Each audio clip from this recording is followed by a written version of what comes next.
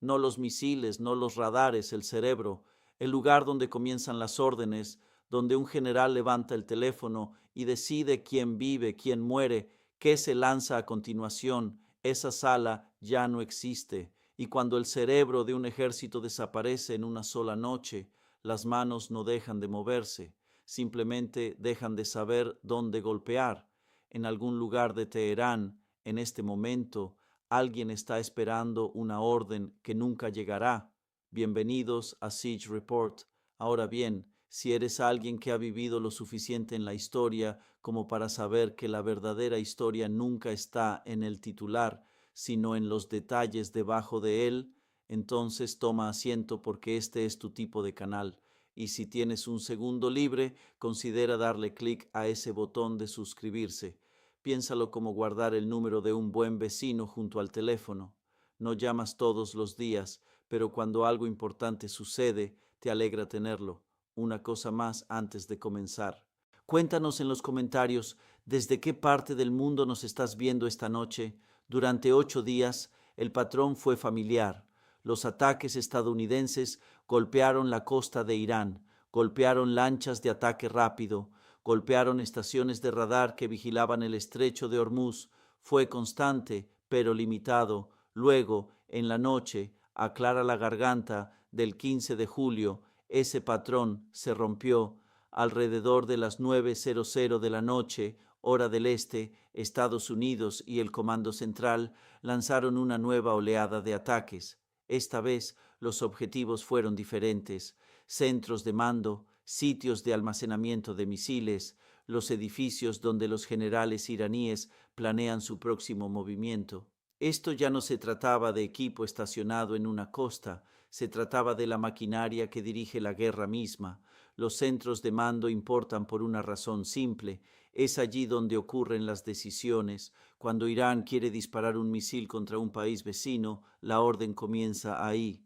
Cuando una aeronave estadounidense entra en el espacio aéreo iraní, la alerta llega primero a esa sala. Destruye la sala y todo el sistema se ralentiza, incluso si cada misil y cada soldado siguen en su lugar.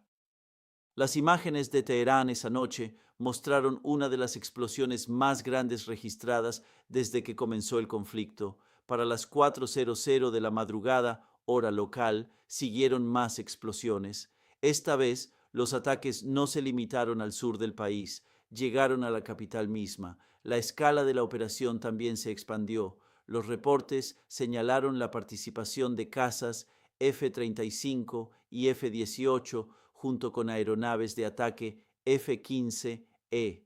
Los analistas también plantearon la posibilidad de un bombardero B-1 en la mezcla, basándose en el tamaño de las explosiones y la altura del humo resultante.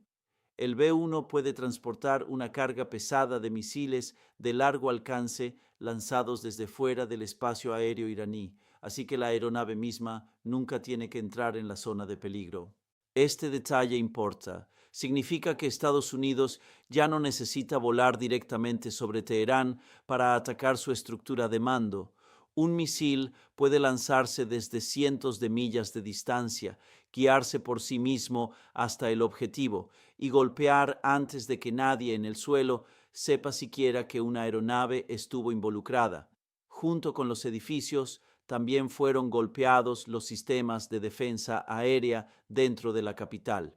Los medios estatales de Irán confirmaron la activación de defensas aéreas tanto en los distritos orientales como occidentales de Teherán, una señal de que la capital misma estaba ahora bajo amenaza directa, no solo sus defensas exteriores. Lo que hace diferente este momento no es el número de explosiones, es el tipo de objetivo. Durante 8 días, Irán perdió equipo. Esta noche comenzó a perder la capacidad de organizar lo que queda. Un depósito de misiles puede reemplazarse con el tiempo. Un centro de mando destruido no puede emitir una orden hasta que sea reconstruido, dotado de personal y reconectado al resto del ejército. Esta es la base de todo lo que sigue. Antes de examinar la respuesta de Irán o la estrategia más profunda detrás de estos ataques, hay un hecho que debe entenderse con claridad. La guerra entró en una nueva fase en el momento en que la lista de objetivos pasó del equipo militar a los cuarteles generales. Mientras las explosiones aún iluminaban el cielo sobre Teherán, el liderazgo de Irán ya estaba eligiendo sus palabras con cuidado. Los funcionarios repitieron una advertencia familiar. El estrecho de Hormuz permanecería cerrado hasta que Estados Unidos aceptara los términos de Irán para la vía marítima. Lo llamaron una línea roja, una que dijeron que nunca se movería. Pero este no fue el único mensaje que salió de Teherán ese día. El portavoz militar de Irán añadió algo nuevo. Dijo que una gran parte de la capacidad militar de Irán aún no había sido utilizada y que si los ataques continuaban, la respuesta iría más allá de lo que el enemigo esperaba.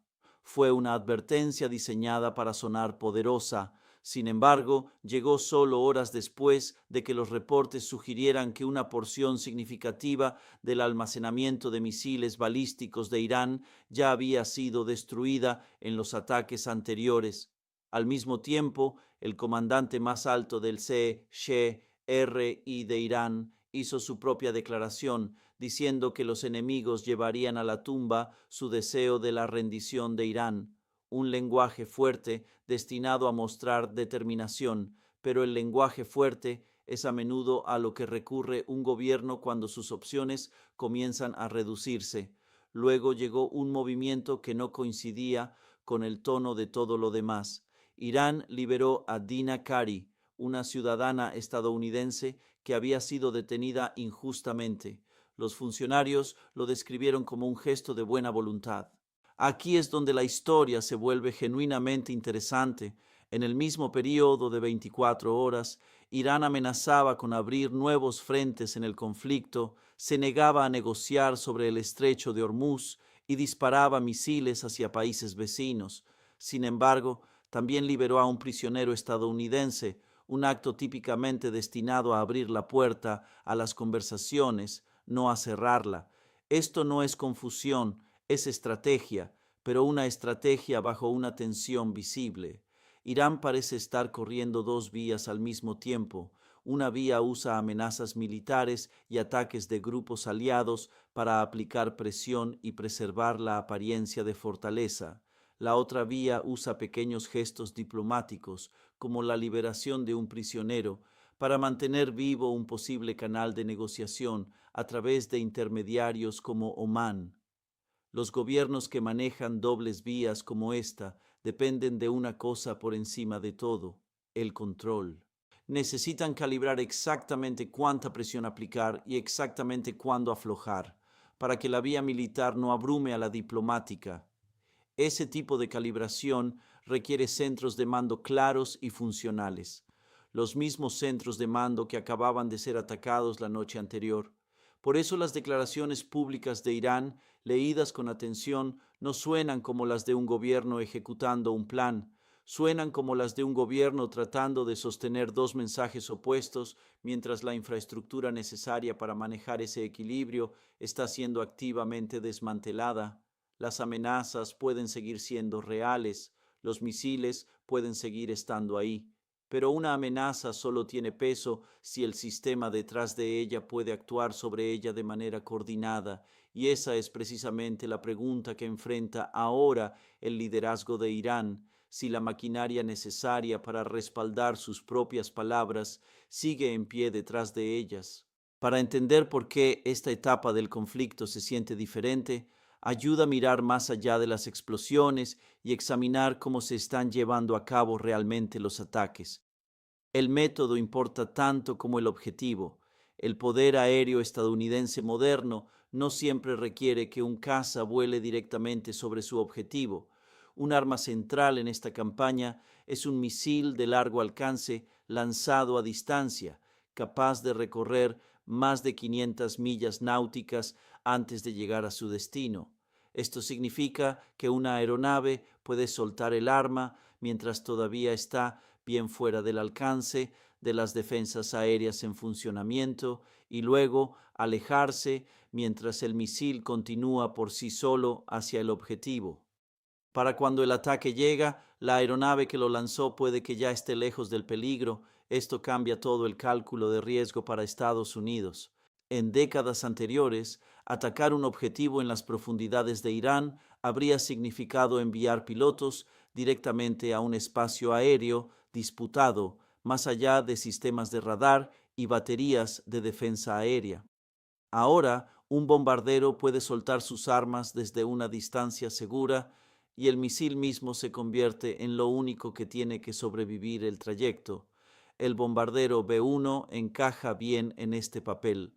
Puede transportar una gran cantidad de estos misiles en una sola salida, lo que explica la escala de destrucción vista en las imágenes recientes. Múltiples objetivos golpeados casi simultáneamente sin que una sola aeronave cruzara hacia territorio fuertemente defendido. Junto a él, el F-35 juega un papel diferente, pero conectado. Sus sensores construyen una imagen detallada del campo de batalla en tiempo real, rastreando sistemas de defensa aérea y transmitiendo esa información a otras aeronaves. Incluso cuando lleva tanques de combustible externos que reducen su ventaja de sigilo, el F-35 continúa operando en espacio aéreo disputado, despejando un camino y suministrando datos de objetivos para que otros ataques lo sigan. Juntos, estas dos aeronaves representan un sistema por capas. Una aeronave ve el campo de batalla, otra lo golpea desde la distancia. Ninguna tiene que asumir el mayor riesgo sola. Esto explica por qué la lista de objetivos ha crecido de manera constante durante los últimos días, en lugar de todo a la vez. Las estaciones de radar costeras fueron golpeadas primero, luego las islas que Irán alguna vez describió como insumergibles, posiciones defensivas naturales en el Golfo, luego las redes de sensores y vigilancia a lo largo de la costa. Solo después de eso, la campaña llegó a los centros de mando en las profundidades de Teherán. Esto no es una escalada aleatoria, es una secuencia. Cada fase elimina una capa de la capacidad de Irán para ver, responder o defenderse de lo que viene a continuación. Para cuando los centros de mando se convirtieron en el objetivo, gran parte de la red defensiva y de vigilancia circundante ya había sido degradada. También hay una capacidad de reserva que aún no se ha utilizado. Armas más grandes rompebúnkeres asociadas con aeronaves como el B-2 permanecen disponibles para objetivos más profundos y fortificados, algo a lo que los funcionarios estadounidenses han hecho referencia al hablar de sitios fuertemente fortificados dentro del territorio iraní. Lo que esto muestra es una campaña construida por etapas, cada una preparando el terreno para la siguiente. Los ataques a los centros de mando no fueron una escalada aislada, fueron el punto hacia el que toda la secuencia había estado avanzando desde la primera noche. Con los centros de mando de Irán dañados y sus defensas aéreas al límite, la verdadera pregunta ya no es sobre los ataques en sí, es sobre lo que sucede cuando un ejército pierde la capacidad de coordinarse. Un ejército no funciona solo a través de armas y soldados, funciona a través de la comunicación. Alguien tiene que decidir hacia dónde va un misil, quién lo dispara y cuándo contenerse. Cuando los centros de mando son destruidos, esa cadena no desaparece por completo, pero se vuelve más lenta, más débil y más difícil de confiar. Las órdenes pueden no llegar a las personas correctas a tiempo. Algunas unidades pueden actuar sin ninguna dirección clara.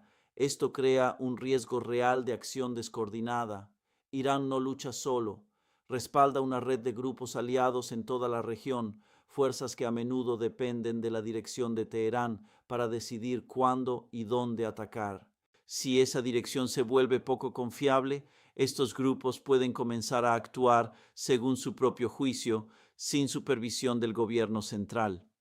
Ese tipo de escalada no planificada es mucho más difícil de predecir y mucho más difícil de detener que un ataque ordenado desde arriba. Al mismo tiempo, la doble estrategia de Irán, amenazar con la guerra mientras señala silenciosamente apertura a la negociación, se vuelve mucho más difícil de manejar.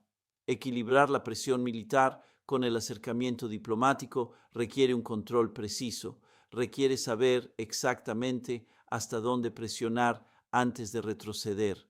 Ese tipo de control depende de centros de mando en funcionamiento, la misma infraestructura que ahora está bajo ataque directo.